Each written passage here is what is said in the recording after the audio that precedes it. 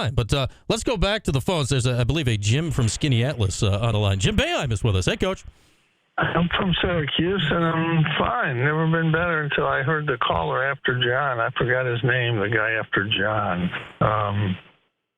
Who was that? It was our friend Vito, Jim. It was our friend Vito, Coach.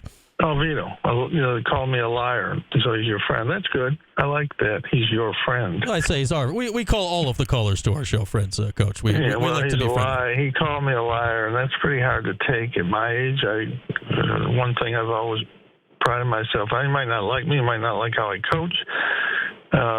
And Joe Girard did play the two here his last year, but that's a small point. We don't need to get in. And Mark Doza played center because it was what he needed to do for us to win, for him to be effective, and he helped us get to the Sweet 16 playing there. But that's not the reason I call him back. I'm calling. Mike Hopkins came to, I don't know how many times I have to tell you this. If you want me to take a lie detector, Brian, I'll take it. I'm good, Coach.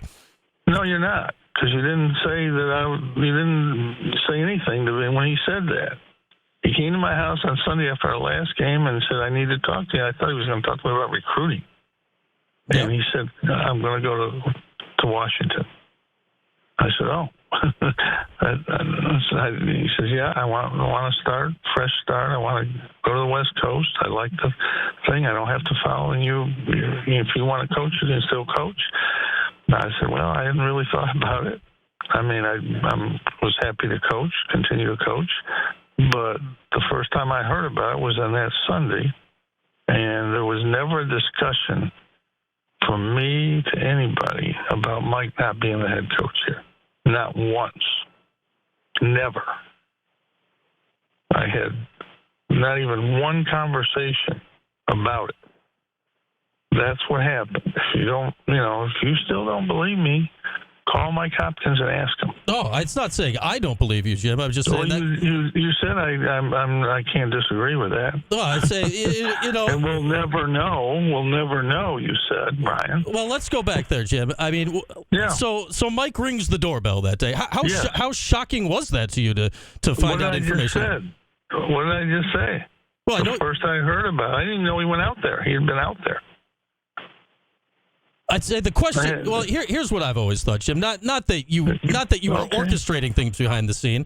Obviously it was a weird situation with the sanctions and all this stuff. Like, it was not a great situation at the time, and the program had to figure a way through it. Like, I always think, like, clearly, I mean, you coached for a long time after that.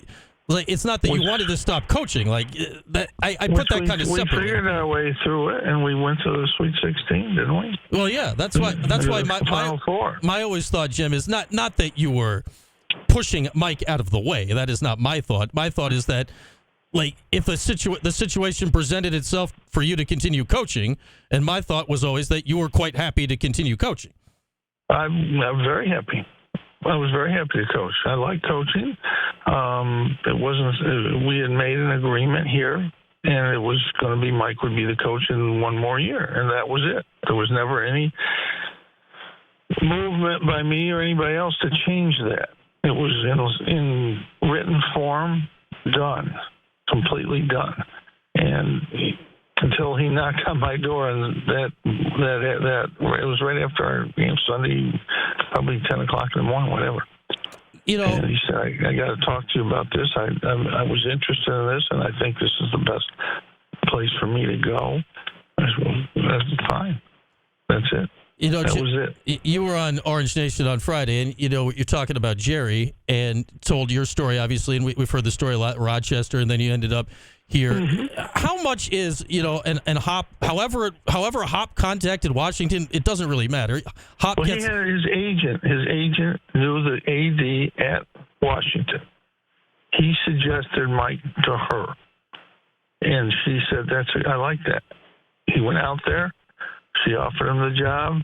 That was it. End of story. So how hard is it? Like you said about Jerry, like when you know you need to be a head coach, which you knew, which Jerry knew, which Hop knew, like when you get the chance, right, you take it. Is that the general gist here? That's exactly right. With Mike, I think he also thought Washington would, even if Syracuse, say, was open then at that moment, I think he would have taken Washington. You have to ask him that, but I think he would have taken Washington. All right. I think he wanted to go there. Okay. That's my feeling. We've never really talked about it other than he said I really wanted that fresh start. And as far as Wake Forest, I had a year on my contract that wasn't worked out at Wake Forest. That's why I didn't say anything down at Wake Forest. Yeah. And I've said this, too. I've told people, I've publicly said this. It was worked out that week, and I was perfectly 100% on board with retiring, Adrian taking over, and I'm working for the university. Yeah. Well, I go back to the only awkward thing about it was that the chancellor and I hadn't talked. He was in New York City. We hadn't talked. We talked on like Wednesday or Thursday, whatever day it was, worked everything out, and moved ahead on Friday. Well, I go back to that, after the game last year, and obviously, Jim, you have the podium, so you had first crack at it last year, and since it wasn't worked out at the time, right, I guess you understand how people were like, wait, what just happened? Because I think it was... Because we were going to make the change, but we hadn't worked out my contract. That's why. That's the only reason. I've said this already publicly at the press conference and on radio and TV. It had not been worked out. We were in the middle of a game, playing a game. Yeah. That's it. That's what it was. Well, that's all it was. Well, I just remember it being fascinating. It's fascinating, Jim, I guess, when these things happen. It's so different now, right? Like this stuff happens in real time in front of everyone's faces these days. I guess is the main it's not something you can just forget about. I mean, I knew that it was done. I wasn't going to wait, and I had to tell the team and make sure they understood. And so the university had to make their announcement at the same time because it's out. And the only problem was working something out, which we did. If there had been some complication in that, then there might have been a problem, but there wasn't. There was just no problem, actually. So, but the Mike Hopkins story, I've heard this for years, and there's people like this guy still out there saying stuff like this. He knew, no. There was no knowledge. I mean, I can see how somebody might think that, but I've been here 47 years. People know my word is good. I've never told something that wasn't true here. And it's always, people have accepted that I'm a truth teller, but sometimes the people don't like to hear that. But that's what it is. And that's when I found out about it. Exactly. And there's just no more to it. Would I have wanted to coach? Yeah, I was happy to coach. I was not disappointed to coach more. Absolutely not. This year, nothing could have been worked out because I did not want to coach, and that's the end of that story. But it's just disappointing when people keep just thinking that I'm lying, like I'm lying right now to you, that I knew about this. I didn't. And all you have to do is ask Mike Hopkins, and you can find out. All right. Well, we'll track down Hop, I'm sure, at some point, because we haven't seen... You had this chance. You had 7 years to do that. I don't think you have yet. Let me ask you. I guess you're not trying too hard to track it down. Well, it's one of those things where Hop was doing his thing, you were doing his thing. We like talking about cues here, Jim.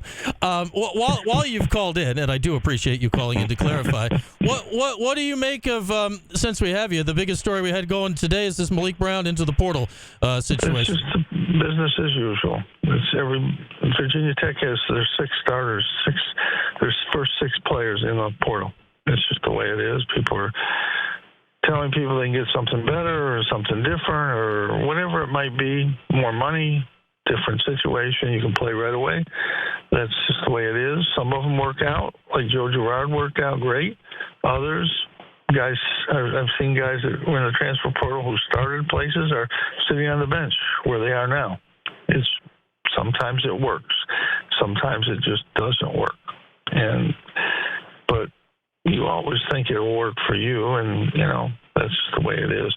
Malik Brown was used 100% right. He was really good at center this year, and I'm not sure how good he can be at forward. He might be good there. Maybe he wants to see that, but I don't know. I didn't talk to him. But he was used perfectly this year. And But it's just, for whatever reason, there's going to be guys in the transfer portal, and there's 6 guys playing. The first 6 players that play at NC State play in the semifinals for the national championship, all transferred to NC State. Yeah, every one of them, and each one of those teams has key players that are transfers. Connecticut, Purdue. Every one of the teams there Alabama has a bunch of transfers. I don't know the exact number, but I'm sure it's pretty high. Yeah, they're blanking on his name, but their point guard is a transfer that's been. No, they have several transfers. North Carolina had 2 starters transferred in there. 2 guys that came off the bench transferred in there. That's just the way college basketball is. And John, who called before that, thinks it's over. It's not over. We'll get players. Adrian and his staff will get players. We have J.J. Starling and Chance Westry are really good guards coming back. Chris Bell's a really good shooter. We have 2 really good high school players already committed. We'll get our center back who can do some good things, McLeod, and they'll get 2 or 3 guys in the transfer portal. So, it's just the way college basketball is, and you have to get used to it. And I think that everybody's going through the same thing. NC State, I guarantee you, they lose like 5 or 6 of them. I think 6. They might lose all 6 of those guys that are playing. So they'll have a whole new team next year. Virginia Tech will have a whole new team next year. North Carolina's going to lose 3 or 4 of those guys. They'll probably have 2, 3, 4 transfer portal guys. Illinois just finished playing yesterday. They already got 2 transfer portal guys. So that's college basketball. It's not the end of the world. It's just you're going to have to remake your team every year, and that's just the way it works now. Yeah. You'll be happy to know, Jim. John calls once a month to let us know the sky is falling. He does it during football too. No, it's okay. Yeah. Those guys, that's fine. Those guys, they're not supporters. They don't come to games. They don't pay for tickets. They're not helping with NIL. They can go on the radio and rant. That's fine. I don't have a problem with that. I just don't like things to be said that aren't true on the radio. I usually don't hear them, but I happen to hear that one, so I have to respond to that. It really irritates me. And a guy like Vito, he could have called my radio show for 10 years and told me these things. You know what? He never did. You know why? Hmm? You know why he didn't? Why not? Because he doesn't want to know the truth. He wants to go with his ideas, whatever they are. If they really wanted to talk about it, they could call my show. That's a fact. It was every night. They never did. Just pick up the phone, dial it. They can call your show. I do find they know that number, Jim. That does tend to come up. All right, I do appreciate you calling in and clarifying. No problem. I want to ask one thing before I let you go, because I know on Fridays you said you were going to see Caitlin Clark play. Did. How was that experience in person watching her play? Oh, she's a great player. I've watched almost all of her games this year because I saw her early and just started following her. She's just a great player, as Lance said, who was on just when I got on before. She's a great passer, a very instinctive passer, one of the most instinctive passers I've ever seen, men's or women's basketball. And I told Margaret McCaffrey's a good friend of ours, and of course her son dates Connor dates Caitlin. She was at the game, and I told her, I said, I only went to see one other player in my life, but it wasn't for business, and that was Pete Maravich. And that's who she reminds me of, that kind of player.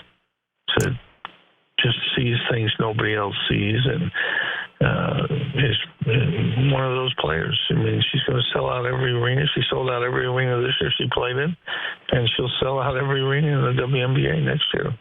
And you just don't have players like that. They're like Pete Maravich, Magic Johnson type people that do things with a basketball that, like Pearl Washington did. You don't get to see those players that often, and I'm glad I got down there and saw her in person. She's incredible to watch, and I'm guaranteed tonight's game, it's going to be tough. LSU's got so many big guys and big people inside. It'll be tough, but I'm sure more people will watch this game tonight than they'll probably watch any men's game, which is incredible thing. Yeah, it's going to get. I'll be watching tonight, Jim. I know that it's going to get incredible. Everybody will. If you like basketball, you'll be watching this girl play. She's special. All right, Coach. Thanks for the call. Call anytime. Take it easy. All right. Yep. There it goes. The Hall of Famer, Jim Boeheim. Listener to the show. There we go. All right. Let's take a break. We must get back on time. Or do we have to? I don't know. On this hour brought to you by William Attar. Hurt in the car, call William Attar at 444-4444.